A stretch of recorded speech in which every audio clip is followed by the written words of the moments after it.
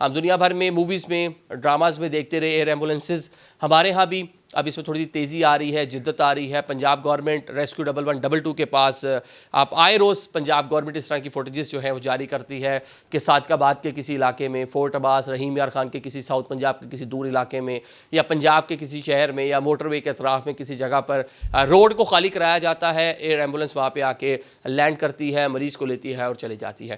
اسی طرح آپ نے دیکھا جناب ابھی حال ہی میں پارا چنار میں کچھ واقعات ہوئے, وہاں پہ ایدی کی جو ایئر ایمبولینسز تھی انہوں نے وہ گئیں, وہ سامہو ان کے پاس میڈیسنز بھی تھیں, کچھ لوگوں کو وہاں سے ایویکویٹ بھی کیا جو بہت زیادہ انجرڈ تھے. تو جناب ایدی کے پاس مجموعی طور پر ابھی 2 ایئر ایمبولینسز ہیں. اس نے بھی ایک نیا جہاز خرید لیا ہے, اس کی تعداد 3 ہو جائے گی. پنجاب گورنمنٹ کے پاس آلریڈی جو ریسکیو 1122 ہے اس کے پاس بھی جہاز موجود ہیں. تو ایک بڑی کمپنی جس کا نام ہے اسکائی ونگز, جو کراچی میں لوگ یا ایویشن سے جو لوگ منسلک ہیں جن کو انفارمیشن ان کو معلوم ہے, یہ کمپنی کراچی میں سول ایویشن کے حوالے سے ٹریننگ دیتی ہے. جس طرح والٹن لاہور میں آپ کو معلوم ہے کہ ایک پورا سکول ہے, اسی نوعیت کے ایک سکول ہے. 3-4 سال سے جناب یہ وہاں پہ خاصی ٹریننگ وغیرہ دے رہے ہیں. انسٹرکٹر جو فرسٹ آفیسر, یہ جو جہاز اڑانے کے جو لوگ ہیں, کیبن کرو جو ہے, اس کے علاوہ جو ایئر ٹریفک کنٹرول کے جو معاملات ہیں, تو اس کی تعلیم وغیرہ یہ کمپنی دیتی ہے. تو اس نے جناب ایک جہاز سے فی الحال آغاز کیا ہے ایئر ایمبولینس کا,